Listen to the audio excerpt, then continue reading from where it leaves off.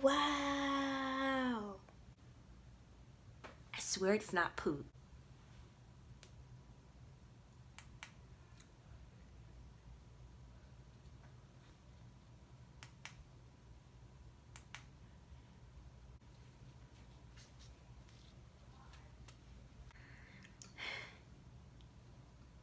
Are my teeth whiter than my shirt? No. What's up, guys? It's your girl Marie Knight, and yes, I know I've been gone for like 7 months, but I am so sorry. I'm so sorry. But today I'm coming with you with a wait, what? Today I have a story time for you guys. Yes, I do. I feel like you guys need to get to know me on like a personal level a little bit. And this story time is not to bash anyone or to make anybody look bad. You know, we all go through shit. So hopefully you guys can learn from me, and I want you guys to learn from me and not make the same mistakes. So let's get into what? Let's get into this story time. Alright, so from the title, I'm pretty sure you guys can see that this is my first toxic relationship ever.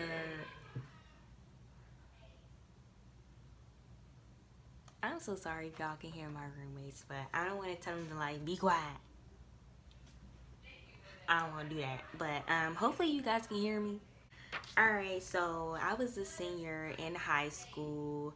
I was 18 and I met him on Instagram. Now, if you want to meet somebody online, do you? Anyway, I was just scrolling on Instagram and I saw him and I was just like, that's gonna be my next boyfriend. So I don't know, I think we were like liking each other's pictures back and forth or whatever. And then he commented on underneath my picture, and that's how we exchanged numbers or whatever. Yeah. Mind you, I had just gotten out of a 2-year relationship. Don't do that. Do not rush into the next relationship. Give yourself some time to reflect, to heal, and get to know yourself. That's my issue. I move on really fast. Like, it's not hard for me to attract people or to date or talk to someone. So I moved on to my next relationship just like that. Don't do that. Do not do that. Don't do that. Do not do that, because I found myself comparing my last relationship to this relationship, and that's not good. So we're texting, we're talking. I'm 18 years old and I am still a virgin. We've been talking for like 2 weeks so far. I don't know. So like one day he's acting all funny and he's just like, I'm sexually frustrated.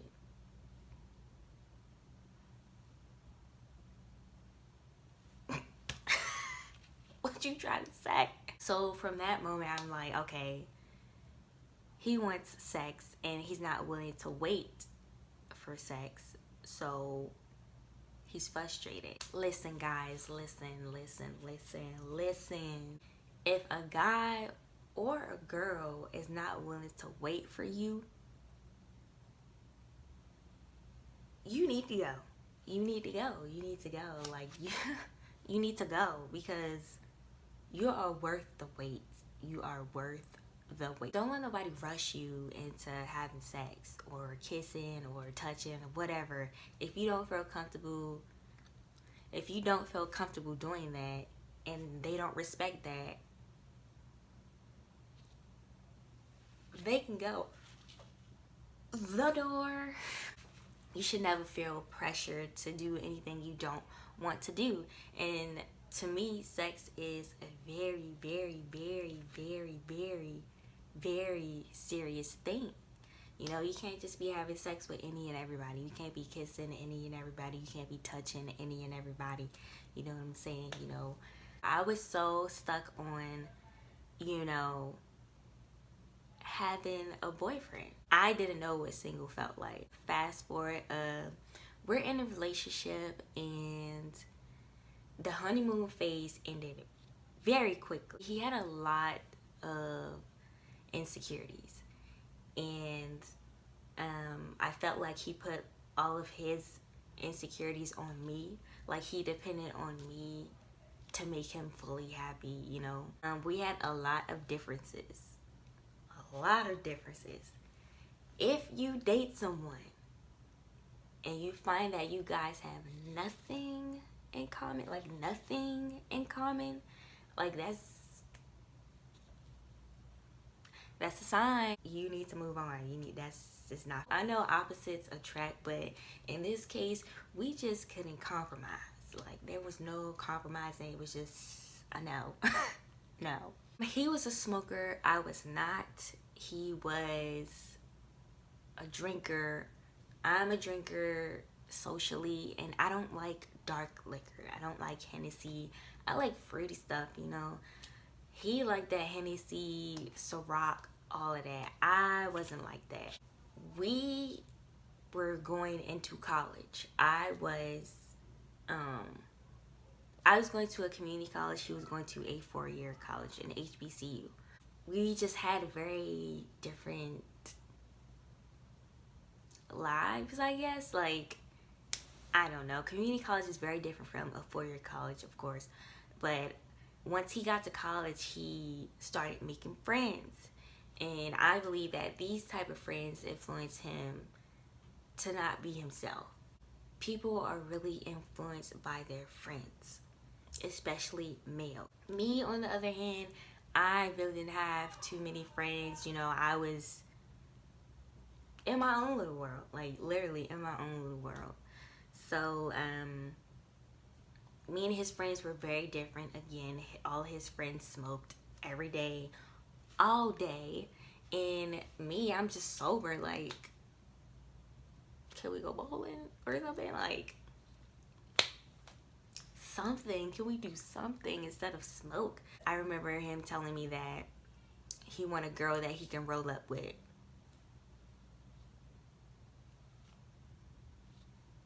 You know how many girls that you can roll up with? Like, yeah, his friends really influenced him. Like, he started, like, I don't know how people can do this, but drive while high. Like, he started doing that, and then he started getting into accidents.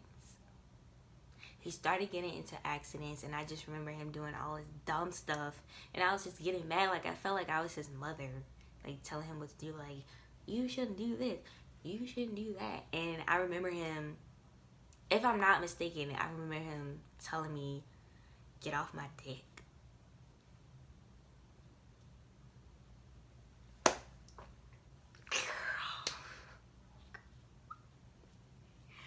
Girl, like, how many signs do you need?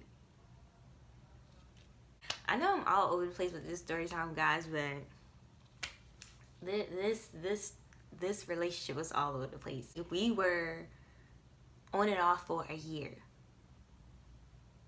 If you're on and off with someone, most likely you guys need to stay off. Like, you guys need to just stay off. Like, but we were both young. I didn't know any better. Blah, blah, blah. I just remember him doing stuff, like him purposely doing stuff to piss me off.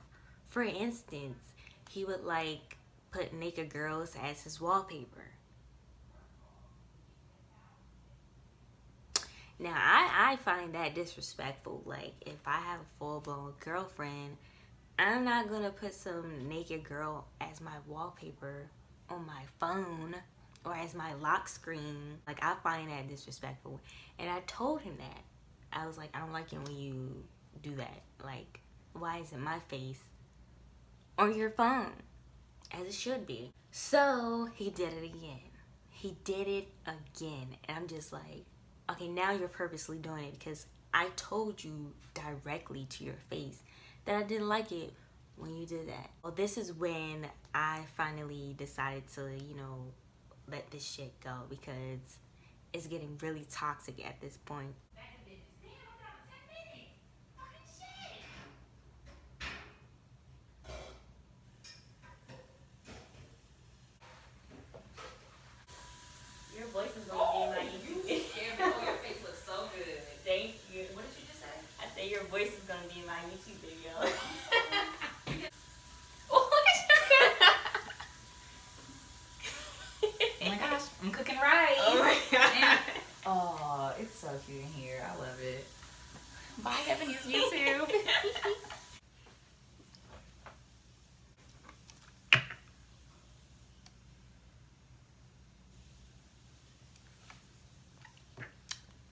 I ain't want to mess up my lipstick. Alright. So we were at his dad's house. We were at Kent's house. His dad had a lovely home. Lovely. So it was Kent's best friend, and me. We were all in this house by ourselves. Kent is the type of guy who likes to insult people as humor. Like, you get what I'm saying? Like, roast people. He loves to roast people. Mind you, I can handle a little roast here and there, but to Kent, it was constant roasting to the point where I felt like he was a goddamn bully. So at the time, I had a lot more hair than this. Like, I had like a little TWA, and my hair is 4C, which means really, really, really thick hair. And he said something like, I guess he read it off of Twitter or something like that. He said something like, when your girl's hair is curly, when your girl's hair is supposed to be curly but it's nappy, automatically I'm thinking he's talking about me. I take it personally. Like, I know he's talking about me. I know he's talking about me. I know he's talking about me. I know he's talking about me. So I'm the type, back then, I didn't like to argue. Like, I would just stay silent. Like, I would just stay silent. I would just stay silent. And Kent was the type of person who, yeah, chattering at the mouth, like girls do. You know how girls do. Like, they just gotta have the last word, right? So I'm just sitting there. I'm sitting there, not saying a word. He's just going off. He's going off. He's going off. Like, I didn't just say the worst of the worst to him. So he's going off at the mouth, and then he starts to walk up on me, like get in my face.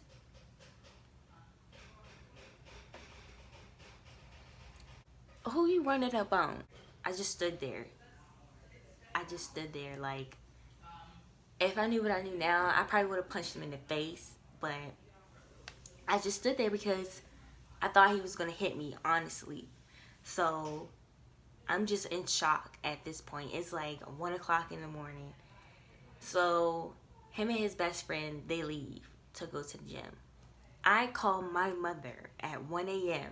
in the morning. And I'm like, can you please come get me? Like, I don't feel safe. Like, no. Mind you, it's thunderstorming outside too. So my mom is like a G for that. Like, I love you, mama. So my mom comes picks me up, and I'm like so ready to go. Like, she picks me up in the rain, and I just remember getting in the car, and my mom was like, he's gonna start hitting you next. Like, basically she's saying, if you don't leave now, like, leave this dude alone, he's really gonna start hitting you. And he would be the type to like punch the walls and stuff like that. Like, please watch out for signs like that. Like, if somebody's like punching a wall and stuff like that, it's not good. It's not good at all.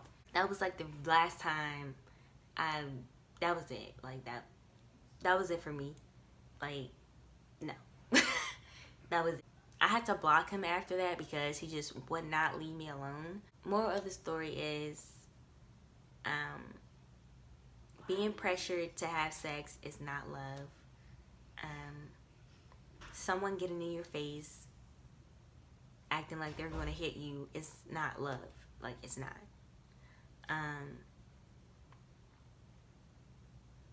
It's just not love. Like, being disrespected is not love. It's not. I know that everybody isn't perfect, but you gotta learn the difference. Like, you gotta learn whether to be patient with someone or cut them off. You know, like, if you feel like if you feel just sad around this person more than happy, that person ain't for you. Like, if this person got you being distant from your immediate family and just mad at everybody, that person isn't for you. Like, that's not how relationships are supposed to go. Like, no. relationships are supposed to be on and off. Like, it's supposed to be consistent, you know? But yeah, guys, I know this story was like all over the place. It wasn't really juicy. That was like 5 years ago. Oh my God. I've been single for 5 years. But trust me, I do have other story times, so stay tuned. And thanks for watching, guys.